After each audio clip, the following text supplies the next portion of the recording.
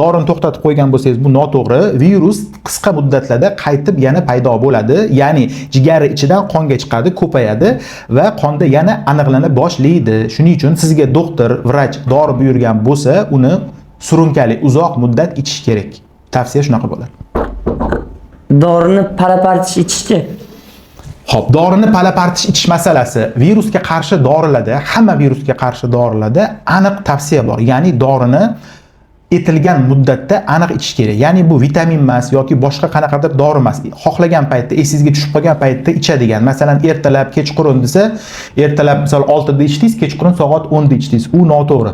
Virusga qarshi dori odatda ko'pincha, ya'ni gepatit viruslari B, C ga qarshi dorilar kuniga bir marta ichiladi.